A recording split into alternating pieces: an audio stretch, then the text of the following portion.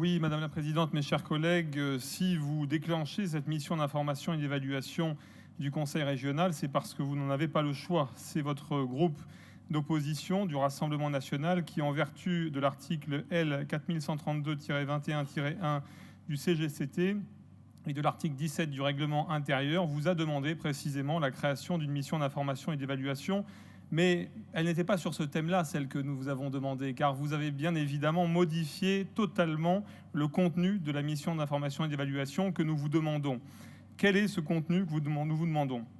Vous avez fait le choix de considérer comme étant d'intérêt régional le soutien à l'accueil de demandeurs d'asile et de réfugiés en Occitanie en créant un dispositif de ce nom. L'objectif de ce dispositif est d'attribuer des subventions régionales aux collectivités et structures d'accueil pour participer à l'effort financier en contribuant, je cite, aux dépenses permettant d'offrir des conditions d'accueil décentes à ces populations. Depuis, en tant que présidente du Conseil régional, vous êtes allé plus loin encore en multipliant les prises de position publiques de soutien à l'accueil des clandestins, rebaptisés opportunément migrants.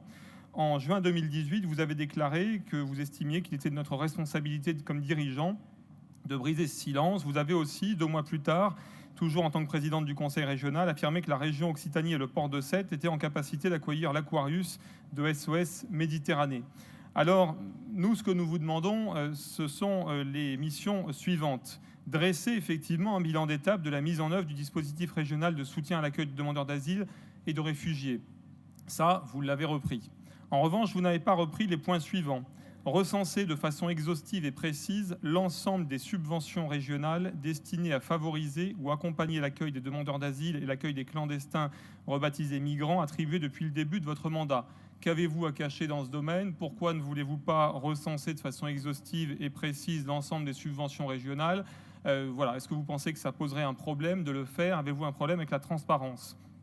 Ensuite, vous refusez également de réaliser par la même occasion, à l'occasion de cette MIE, des enquêtes de voisinage à proximité de ces structures afin de mesurer précisément l'impact des activités visées sur le voisinage. Ça, effectivement, ça pourrait aussi être intéressant de ne pas regarder que le prisme des élus socialistes qui vous sollicitent pour obtenir ces aides pour accueillir des migrants, mais ça pourrait être intéressant de demander à la population ce qu'elle en pense et donc de faire des enquêtes de voisinage.